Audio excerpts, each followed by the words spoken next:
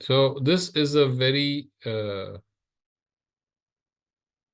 essential, basic understanding of all great yogis. All great men will say this. And they will ask you to go beyond the written word or the heard or that which is heard. And they will ask you to go beyond that to yourself. Go even the highest authority, even the highest scripture, you will go past it to the Atman, to your true self. And it says this very beautifully, and this is the greatness of Sanatan Dharma, that the greatest scriptures are those that take you from the scripture back to you. So let's see what Sri Krishna is saying here in the most brilliant manner. Yada te moha kalilam. And I will see it, just I'm reading it so that you get used to the sounds. Yada te moha kalilam buddhir vyati tarishyati tada gantase nirvedam shrotavyasya shrutasya cha. Yada is when and tada is then. Right? So that we should always remember. And often Sri Krishna does this. Yada, tada. You do this, this happens. Very clear, precise yogic statements. So te is yours, tumhara, ya teri. Moha, everyone knows. Moha, attachment, identification with something, and then you get attached to it. Kalilam is a very interesting word. Kalilam is like daldal, like a mire. So he calls Moha Kalilam, the swamp of Moha, the swamp of attachment. Buddhir Vyati Tarishyati. So Moha Kalilam is a samasa. I don't know if Swamiji he is here. He loves samasa. So Moha Kalilam, the mire of Moha or attachment. Buddhir Vyati Tarishyati. Now Buddhir Vyati Tarishyati is a sandhi.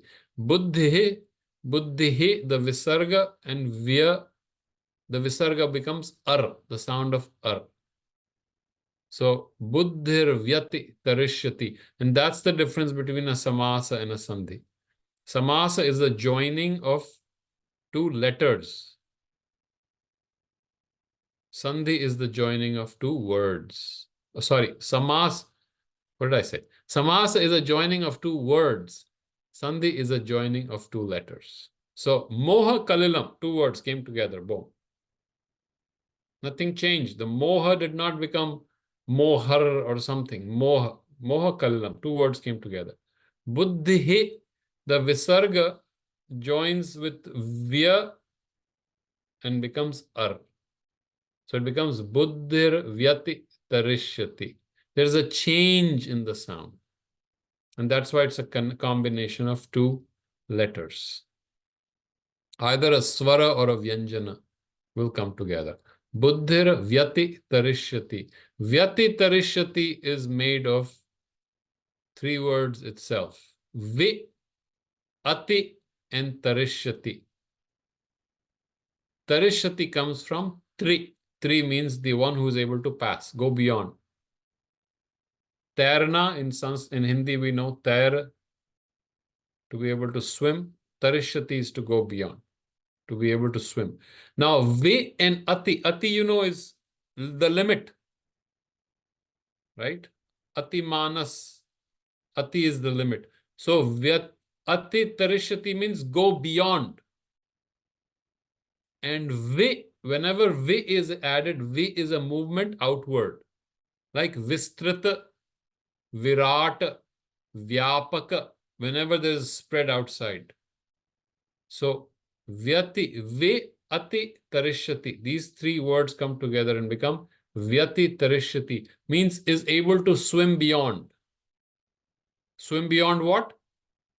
The daldal or the mire of moha. So when your buddhi is able to swim past the swamp of moha, this is the first sentence. Make sense? Tada gantasi nirvedam. Then, when your mind has gone beyond attachment, well, basically that's what he's saying, then gantasi, you will be beyond gantasi. Remember gama? It's again a variation of gama. Gantasi. You will go nirvedam. Veda, if you remember, is a very highly honored scripture, right? All the Indian Sanskriti has come from the Veda. And this is a beautiful pun. Veda is also to know. Nirveda is uninterested, not knowing. But he has beautifully used the word Veda here. And remember, earlier he had talked about Traigunya Vishaya Vedaha Nistraigunya Bhavarjuna. Remember in the 45th Shloka, the Vedas are related to the three gunas and you go beyond all gunas, Arjuna. Here, beautifully, he has inserted Veda, but as Veda, Nirveda means Udasin. But you get the reference of the Veda. Why is it important? Come to the next word. Shrota Vyasya Shrutasya cha. Shruti is to hear, right? So, Shrota Vyasya Shrutasya cha. Shrota Vyasya is whatever you're going to hear. And Shrutasya is whatever you have heard. So when your mind has gone beyond or has swum beyond the swamp of attachment of moha, then you will become detached, free of whatever you have heard or whatever you're going to hear. Simple. However, the page in this is, what is another word for Veda? Shruti. Shruti is that which is heard, right? Our great rishis did not say they wrote, did not say that we wrote the Veda. They say we heard it. In the higher consciousness, we heard it. Paravaka, we've talked about. You hear it, and they brought the vibration down to us as the mantra. Now, Shruti, he has used the word Shrutasya and Shrotavyasya, while he has used the Veda right next to it. And this is the mastery of the poet. He is taking us even beyond the Veda. Nirveda means be not interested, or Nirveda, if you see, is beyond the Veda. You don't even need the Veda, he's saying. The teacher is saying you don't even need the scripture. Shrota Vyasya Shrutasya cha. Even what you have heard, you're not interested. Even what you're going to hear, you're not interested. More important is the change in your consciousness. Your buddhi has gone beyond attachment. That hook of moha is gone. You're fine. You don't need to know the Veda. You don't need to hear anything. No one can tell you something. Why? Because the knowledge is within you. You are the Atman. You are the Purusha. The knowledge is all within you. There is nothing above that. Eventually, you have to realize that the knowing is here. And if you listen to Parthudada's talks on Vedanta, he is one interpretation he has given is the end of knowing, Vedanta. Beautiful interpretation, the end of knowing. There's nothing to know. The mental knowing is gone. Intellectually abstract ideas, concepts about the world are gone. Everything is. This is the state that Sri Krishna is bringing us to.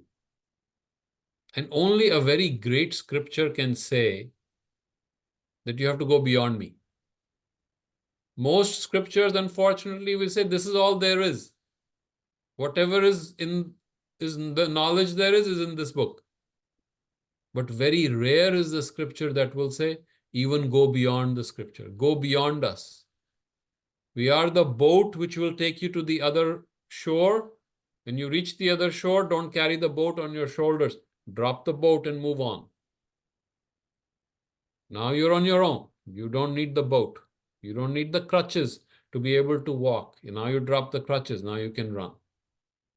So this is the beauty of our great Sanatan Dharma. That not only is the tool powerful enough, but the tool is conscious enough to drop itself out. And then if you read the Veda, then you read it out of joy, out of other concerns, scholarly expertise, or deeper experience, something else. So it is one of another powerful shlokas that is deep and very, very subtle if we understand it. No clinging even to that which liberates you. If you remember Sri Ramakrishna's great meditation when he was meditating on Vedanta, Totapuri had come to him to teach him Vedanta. And Sri Ramakrishna would sit and go into meditation, and he was getting all restless. What happened? Every time I meditate, I see the mother, the image of the mother, because he was totally surrendered to the mother, the divine mother. And Totapuri is wanting him to go beyond all name and form, totally beyond. And so Totapuri did what? He said, take a sword and cut the image. And he took a little piece of broken bangle and pressed it right here. And he pressed it until he bled. And he says, cut the image and go beyond. And Sri Ramakrishna took a sword internally and cut the image. Even the image that he loved so much, the image of the Divine Mother, he cut the image of the Divine Mother. And suddenly he went into a great Vedantic experience of nirvana. For 3 days he was out in a vast experience of the whole universe. So the clinging at any point we have to let go. And if anything it teaches us is the same image, same message. Let go even of that which made you free. And there are so many beautiful stories in our tradition of the guru. The great teachers are those that will say, go beyond me. Go beyond me to what? To yourself, to your own truth, your Atman, which is manifesting in your name and form. Go to that, discover that, and manifest the universe. So this is why I have a special love for this shloka. Let's do the Anvaya. I think you don't really need me to do this because you guys are not comfortable with, unless you really want me to. I think you're comfortable with it. You can play with this. My goal is to make you comfortable with the language. You keep doing it and you'll be comfortable. And now let's listen to the masterly enchanting of the shloka. Let's listen to the music. Yada te moha kalilam buddhiruvyatitarishyati tada gantasi nirvedam shrotavyasya shrutasya cha. Yeah, see how beautiful it is. Yada te moha kalilam. And I'm saying this so that you practice it, and I'm going to make you all do this as we do. Yada te moha kalilam. This should be very easy. Buddhirvyati tarishyati. I know you guys are going to stumble on this, so let's pay attention to this. Buddhirvyati tarishyati tada gantasi nirvedam. This should be easy. Shrota. Ta will bear the weight. Shrotavyasya shrutasya cha. Why will Shrota bear the weight? Because after the ta, there is a half va. So it's a longer sound. You're going to carry it. Shrotavyasya shrutasya cha. One matra is equivalent to the time it takes to blink. Nimish. One blink is the one matra. Right? Risva. Dirga is double that. The sound of a crow. Pluta is the sound of a peacock. Now, don't ask me how to measure it, just to give you an idea. The time it takes for lightning is this, or the time it takes you to blink is the time you'll spend on the short matra, on the laghu or risva. The time it takes for a crow will be the longer one. So yada, a, longer, yada, te, longer, mo, longer, ha, short. Yada te moha kalilam. So ka and la short. Lam anuswar longer. Okay. Yada te moha kalilam. Buddhir vyati tarishyati. Tada gantasi nirvedam. Shrota vyasya shrutasya cha. Should be very easy. I'm, of course, exaggerating so that you can master it. And now when you hear a great reciter like Swami Brahmananji recite it, it should become easy. So I do not know what time it is.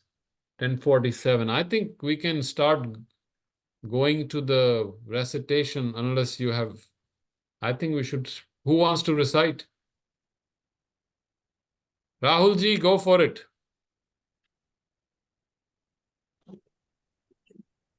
Pranam. Pranam, sir. यदा ते मोहकलिलं बुद्धिर्व्यतितरिष्यति तदा गन्तासि निर्वेदं श्रोताव्यस्य श्रुतस्य च. Very nice. Shrota vyasya shrutasya cha. Very nice. You're getting the hang of it. That's very important. You're getting the rhythm. You're getting the ring. And those who love poetry will see how beautifully it all comes together as one compact unit. It is one. There's nothing incomplete left. Purna. The shloka is Purna in itself. And every pada is Purna. Yada te moha kalilam buddhirvyati tarishyati. Even that line is Purna. That is why it is called the Sphota. One explosion. Boom. Complete in itself. Okay, who else wants to do it? Go, Rajesh ji, go for it.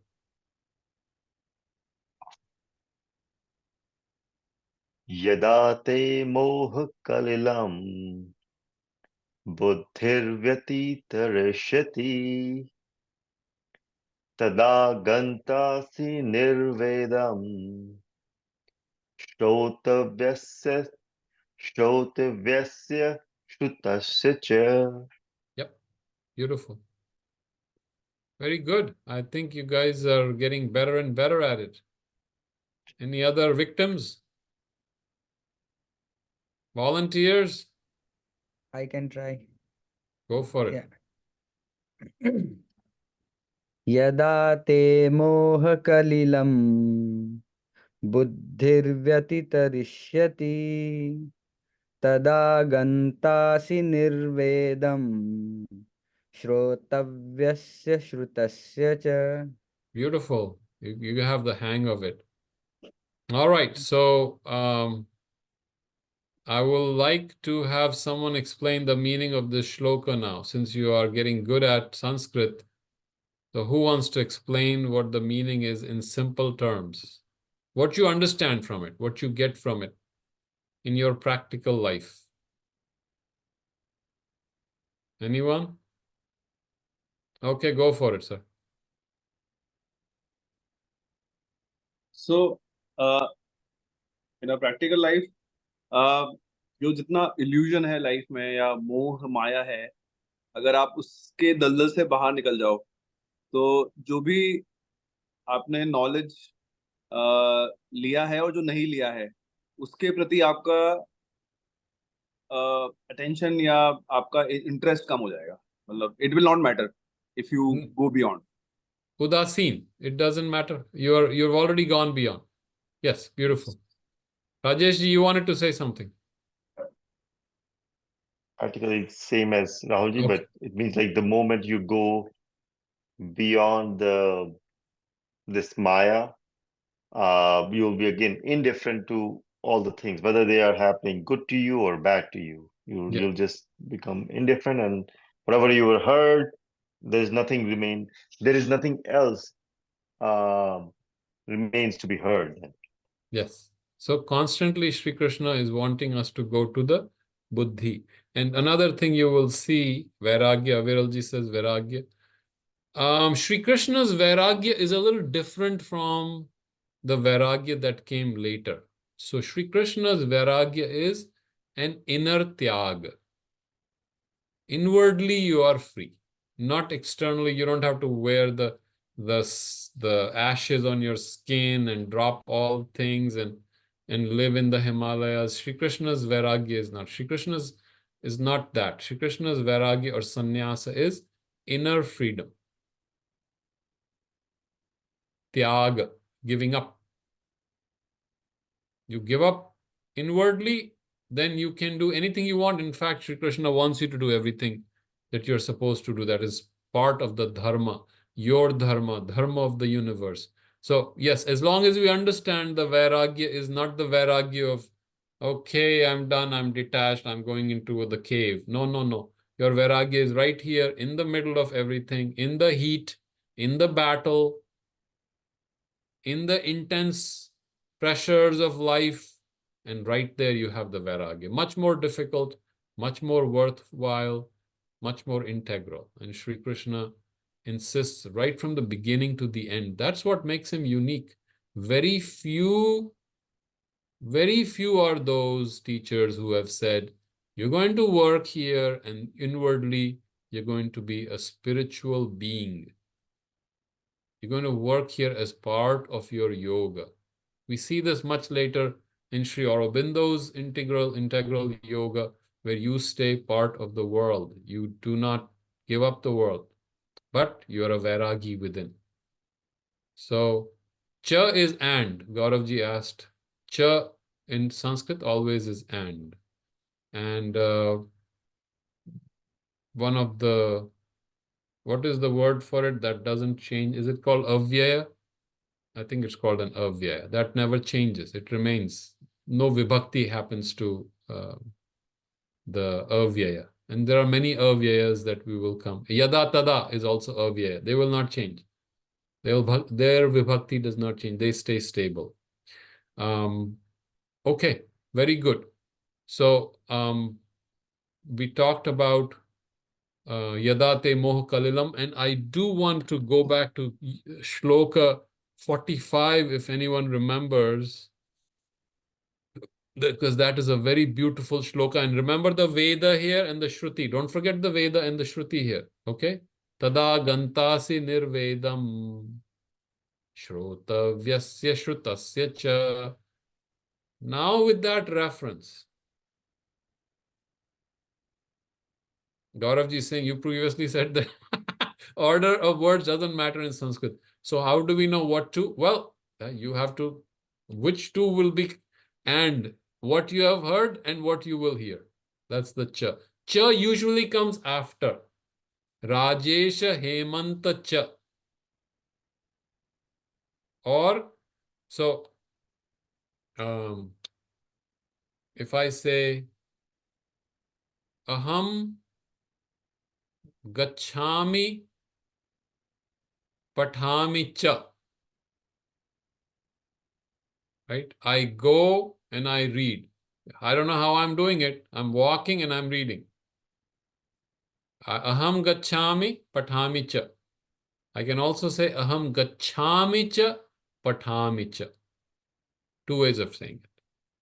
So here he has used the first one, aham gacchami pathami cha. Okay? So usually cha will come after the two words it is connecting. Usually, well, yes, it is coming after the two words is connecting. That's how you will know. Or it may come between the two, cha, but then it will come twice. Okay, does that make sense? So it could be shrotavyasya cha shrutasya cha, or it could be shrotavyasya shrutasya cha. But for rhythm, obviously it will be shrotavyasya shrutasya cha. Let's go to, did I say 45? What did I say? 45. Okay, who wants to read it? Now that you are getting good at it, Hemanji, you need to read it. Yes, go for it. Your voice, you're You're on muted. mute. You've gone to Paravak already. त्रैगुण्यविषया वेदा निस्त्रैगुण्यो भवार्जुन निर्द्वन्द्वो नित्यसत्त्वस्था निर्योगक्षेम आत्मवान्. So just a tweak here, it is Vedaha. Remember, it is not Veda because that Visarga disappeared at the end. So it will be Traigunya Vishaya Vedaha Nistraigunya Bhavarjuna, or Nistragunyo because it becomes with the Sandhi. Nistragunyo Bhavarjuna Nirdvandvo Nitya Satvastha because it's ending. Satvastha Niryogakshema Atmavan. So you did very well. Just that little nuance. You did well. Swati ji raised her hand, I think, somewhere. I just saw it for a second. Yes, ma'am. Go ahead. त्रैगुण्यविषया वेदाः Beautiful. निस्त्रैगुण्यो भवार्जुन Yes. निर्द्वन्द्वो नित्यसत्त्वस्थः Wonderful. निर्योगक्षेम आत्मवान्. Amazing. You've picked up the sound. I remember a couple of months ago you were having a hard time. And now it is up to you to practice. Go back to the shlokas we have done, listen to Swami Brahmanandji, and then do it couple of times. If you enjoy it, I guarantee you in 3 months, 6 months, your hesitation with Sanskrit will be gone. You are reading the premium classic of Sanskrit, of our religion, of our spirituality. You go right to the top. You have not gone to the little NCERT books, which is nothing wrong with those. This is the way adults learn. Adults don't learn by learning like children. So you're going right to one of the greatest works of literature in the world. And that's how you're going to learn Sanskrit. Jitenji, go ahead. त्रैगुण्य विषय वेदाः निस्त्रैगुण्यो भवार्जुन निर्द्वन्द्वो नित्यसत्त्वस्थः निर्योगक्षेम आत्मवान्. Beautiful. You guys are getting the rhythm. I'm so proud. I'm so happy. And this ring, the Anand of the Kavya, is the Sahodhara of Param Ananda. Remember this. The Anand of the sound, the Anand of the Kavya has been mentioned as the same level as the Anand of Brahma itself. Now, okay, of course, there's a little exaggeration, but this is the Anand of Sri Krishna. And if I have one goal, one ulterior motive is just let you touch the Anand of Sri Krishna. Somehow you touch Sri Krishna's Anand, then you're done. After that, everything, all else will be fine. Just touch Sri Krishna's Anand somehow or the other. So all this is Kavyananda, Kavyananda, and then Sri Krishna Anand, the Anand of Sri Krishna. If we can touch that, I think our purpose here, whatever, if there is a purpose of our coming together, will be served.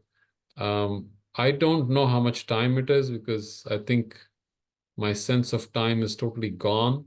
So now let me come to this and let's talk about on this, unless someone else wants to do chant. I will just briefly talk about this. Look at this. Traigunya Vishaya Vedaha. Vedaha is the plural of Veda. So, right? Ramah, Ramau, Ramaha. So, Vedaha, Vedau, Vedaha. Multiple Vedas. So, the Vedas are related to the three gunas. What is he criticizing? He is criticizing our approach to the Veda. The Mimamsaka said, you go to the Vedas, you chant the Vedas, then whatever you feel like you can get, whatever you ask for, you can get this, you can get Ashva, you can get Gau, you can get Veer Putra, you can get Vijaya. Well, Sri Krishna says this is all transactional. So you have to become Nistraya Gunya, beyond the three gunas Bhavarjuna. Shri Krishna is not really criticizing the Vedas the way I understand it. He's criticizing the way we approach the Veda, what we have made of them. He has totally rejected the Mimamsaka's approach to the Veda, where you go to the Veda, you do the ritual so that you get something. That is not the point. Shri Krishna is not interested in that. But here he has used Veda in the negative sense.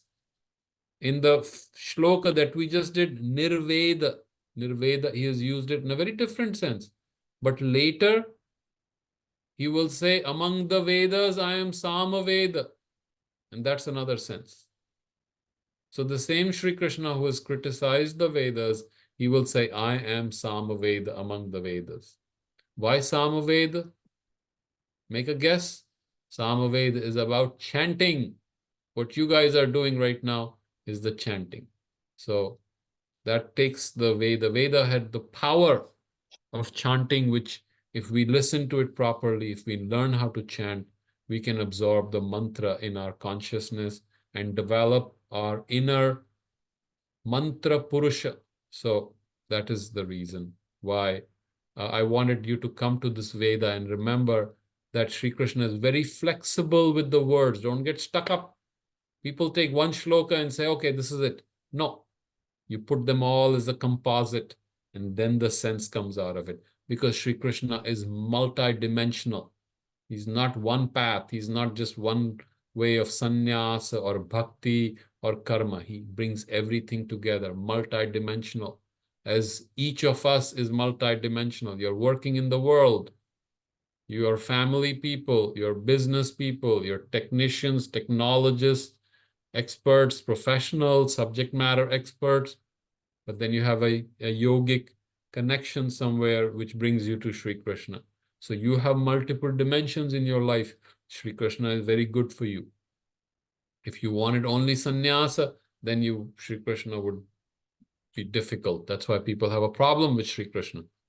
If you want to fit him in one thing, you can't. It's like trying to put a circle in a square peg. You can't.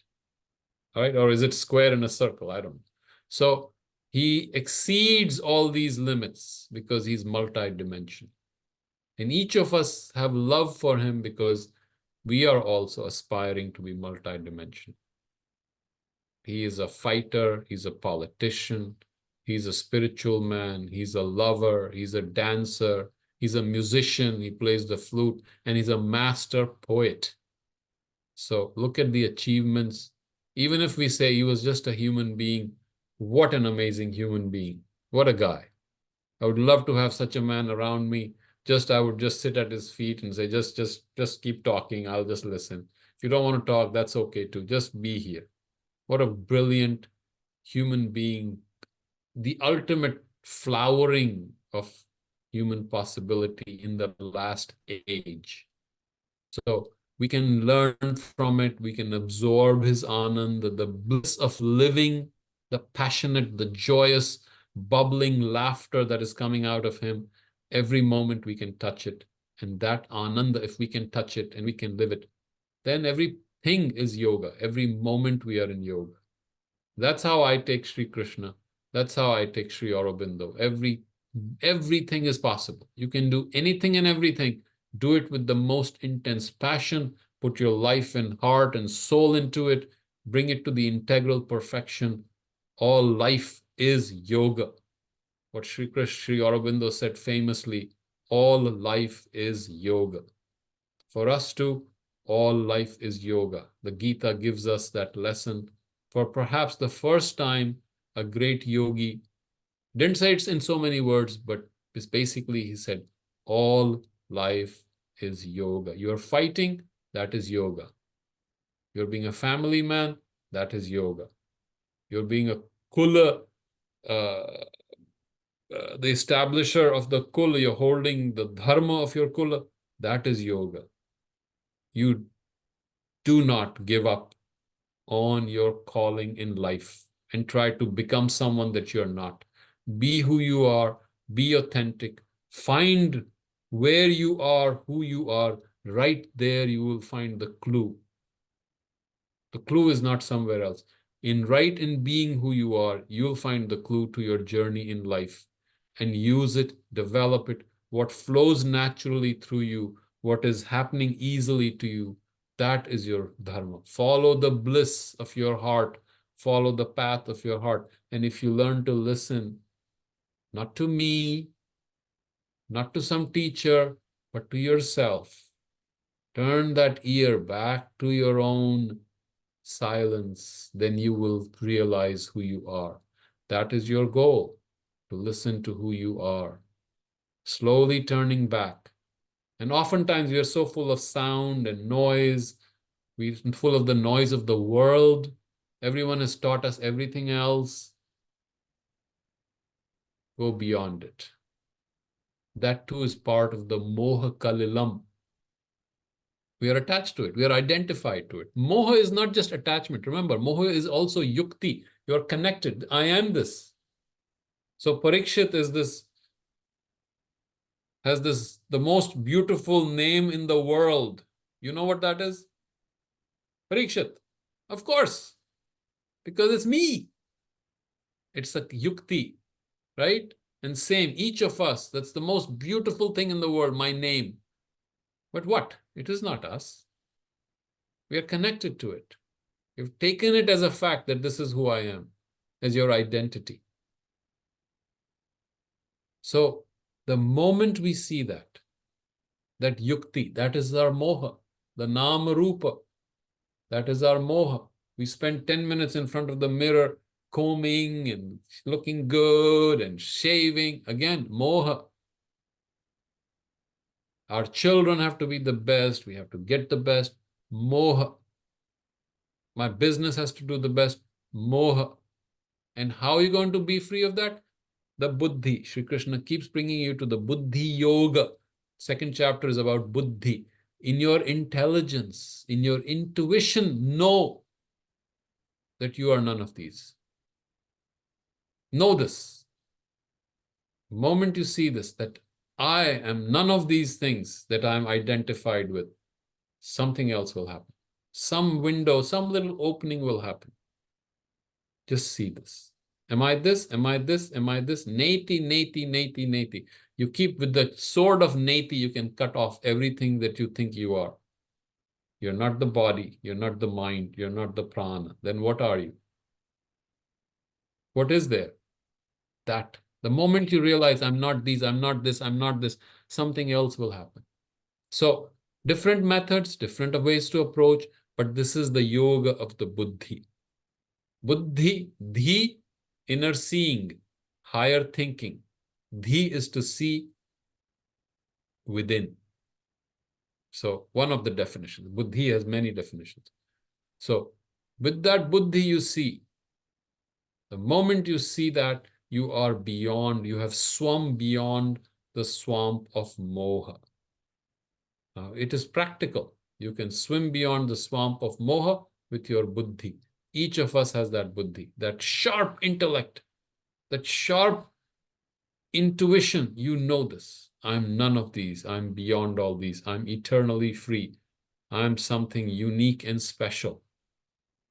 That is who you are. So Shri Krishna takes you back to that.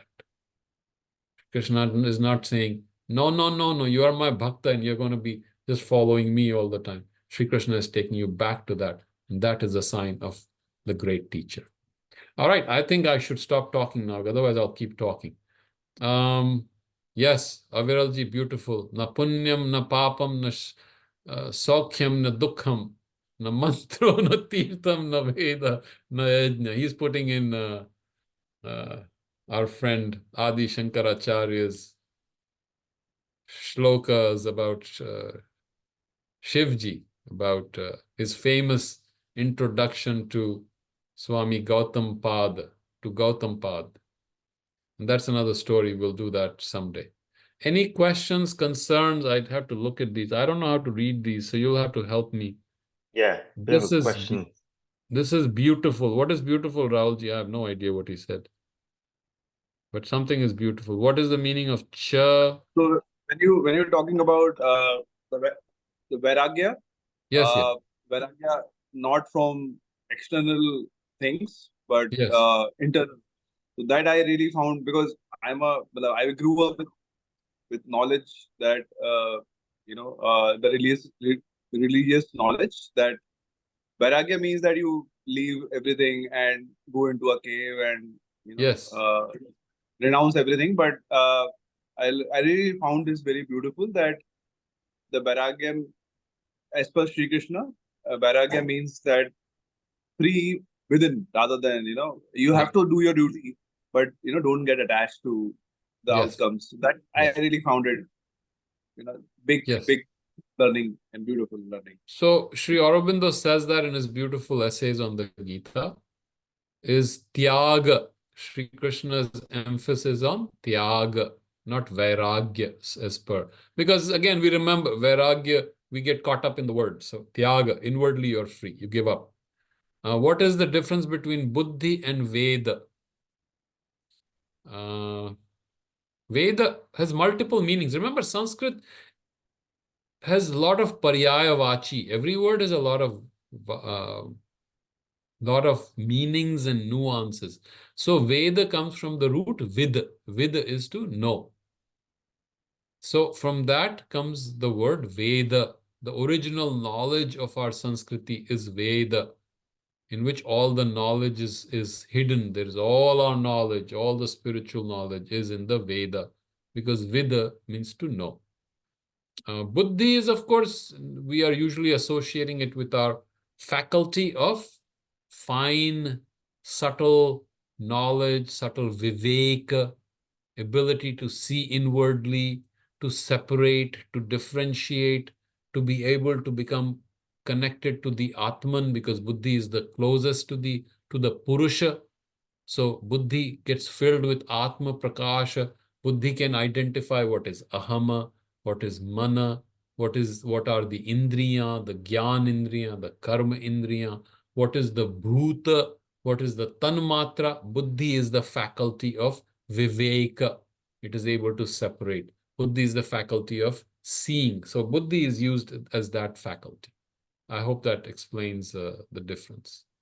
And then I don't know if there's any other question. Me next, please. I think I took that. Swati ji. Actually, something else here. That is Aviral Pandey. That's beautiful. Adi Shankara's. How Vedas for written?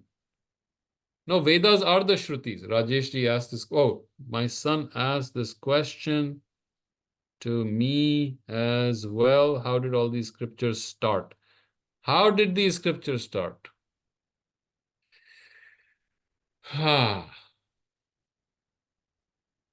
The genius of our scriptures is they came organically. They came to the consciousness that was refined enough to receive them. So there's two parts. One is the receiver was ready. Somehow our ancients, our forefathers developed the ability to refine their minds and use the buddhi and then go beyond to a different awareness. Many theories about it, but somehow they reached that awareness. And in that awareness, they've started to receive certain inspirations, intuitions that were not thought out. It was not something that you and I will think, okay, let's see let's write a scripture today. Let's get together and write a scripture. No, it didn't come like that.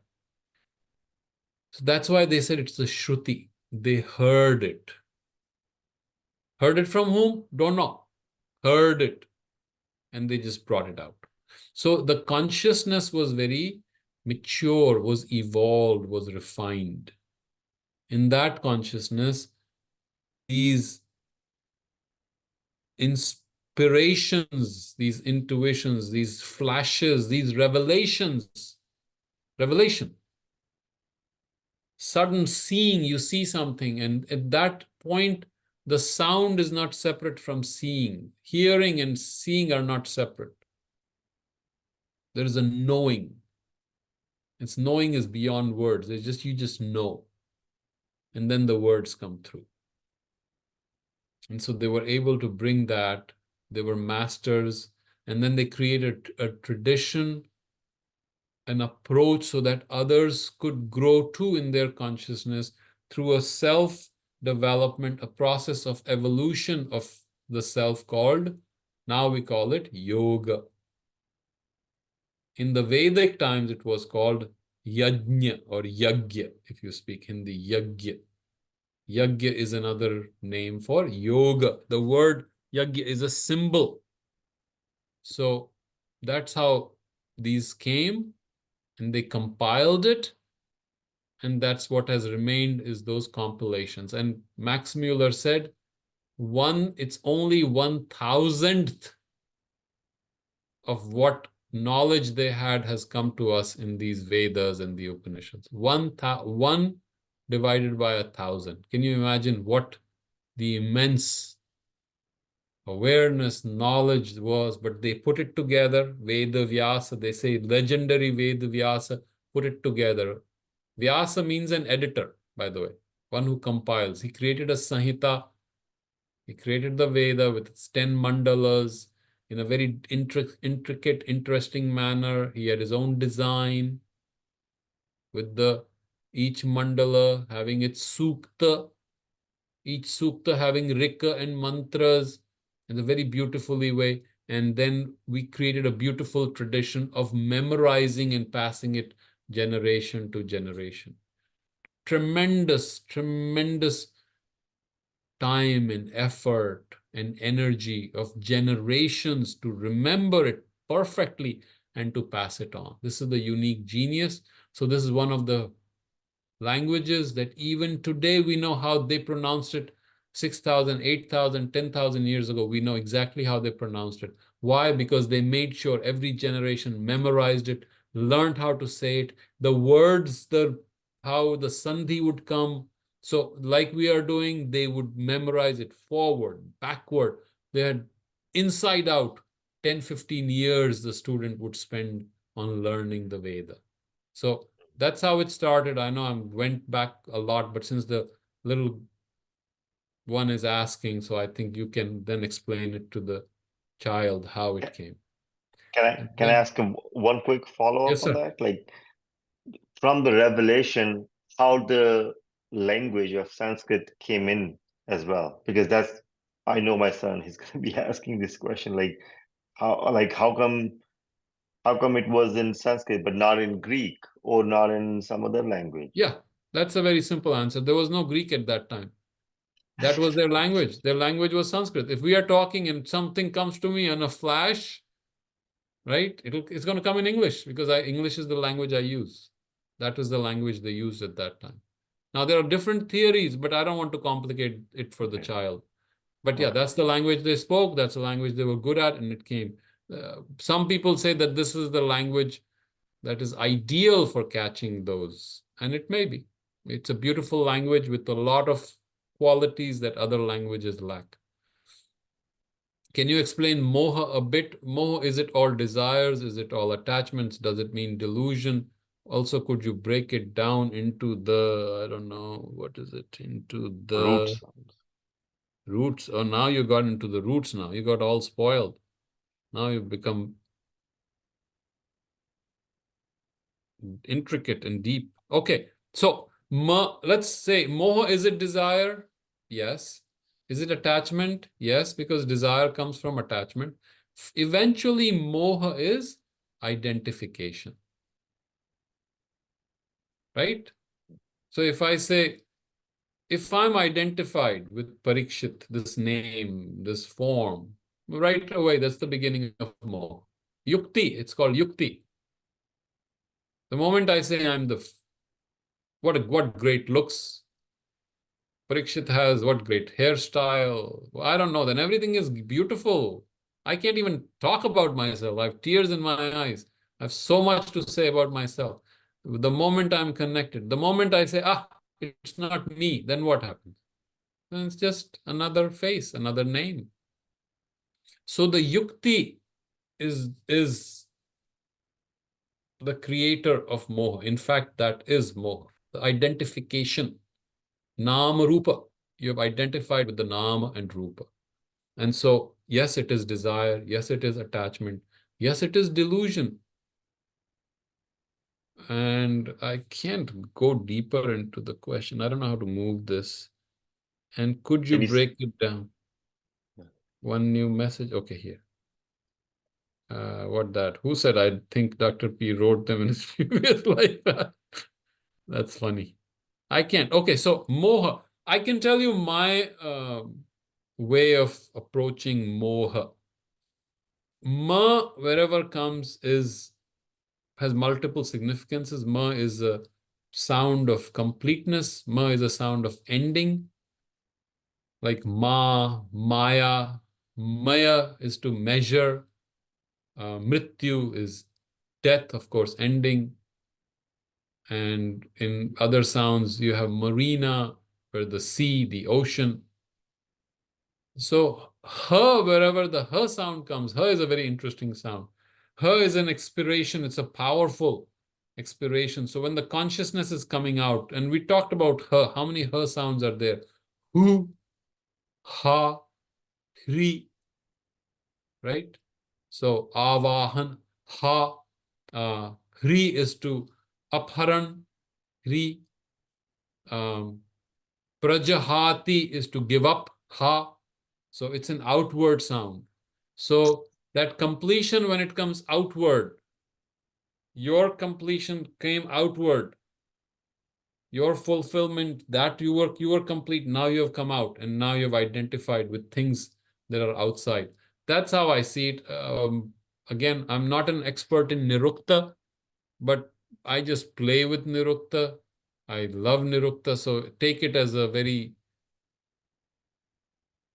unscholarly way of feeling the sound. But eventually, who will give you the right answer? Think about it. Who is there who can say, I will give you the right answer on what the nirukta of moha is? You take moha, you will say it is ma and ha. Ma sound implies completeness. Ha sound has a significance of going out. Ha. The sense is moha. My consciousness has come out and connected to things outside. I made it up. I didn't read about it. I don't know about it. That's my sense. And eventually you have to go to your own sense. What does ma mean to you? The ma, right? How does ma connect to your consciousness? And remember, we are influenced. We grew up, now we are not like a baby's mind, pure. We have been influenced with all these sounds, subconscious influences. Still, can we go back into that silence and see what does the sound ma mean to me? And if you remember, we did u, e, and still I think we can identify these sounds have certain significances. So with just that sensitivity, and you start playing with it. Sri Aurobindo has a beautiful table on each. I'm sure he was playing with this. Every sound, what does it signify? And you can find it. I'm sure it's online. But if you don't, I will, Swamiji, you can probably pull it. I think it was from Sabda, his complete works.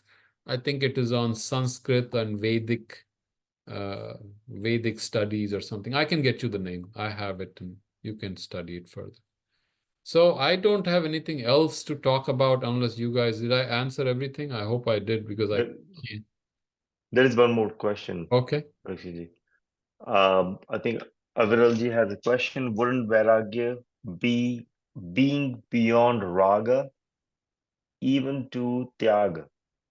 Beyond raga to bhoga and tyaga both. Yes, yes. Vairagya, Vitaraga, right? Vairagya, going beyond raga. That's a beautiful way of looking at it. Raga is, of course, in this sense, attachment, not the music, connection. But remember, also, it is not what you go to the roots as, and that's a mistake we often make. We say, oh, the root is vairagya. It's a beautiful word. Yes, but how did we develop this word in our society, in our subconscious? And usually we turn vairagya into a movement away from the world. And Sri Krishna does not allow movement from the world. Not for a moment will he allow you giving up all this up and going back. One of the reasons India became weak and poor and lost its energy and went into tamasa is our best people moved away from life.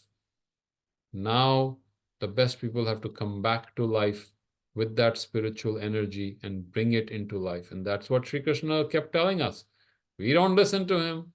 Now, better listen to him, because if we want to grow the country, we have to bring our energy back in action while we are living life in the most difficult Dharma Kshetra and Kurukshetra. So that's all I have to say, unless you have anything else. I hope you enjoyed this. I haven't tortured too many people today, I think. Maybe next time I can torture some more people and have them explain.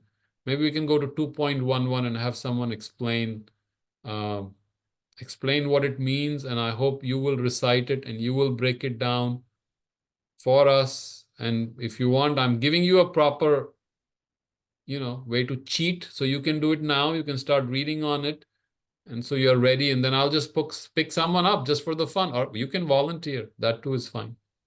Okay, so eventually your goal is to, each of you should be able to talk about the Gita with your children, your neighbors, your friends, with your knowledge, with your experience, and that is how we should spread the word back to the world. It is not dependent on one person to talk about it. Each of you is the carrier of that flame, and that your own words, your own understanding has to come out and go back to the world. All right, very good. I think I did everything on time today. Makaranji is not here today to give his wise suggestions, Swamiji, I guess. But each of you are free to talk, and I would like to encourage that. I want you to talk about it. It has to come from you, so that each of you is able to carry that mashal for our future. All right. Pranam, everyone. Good night.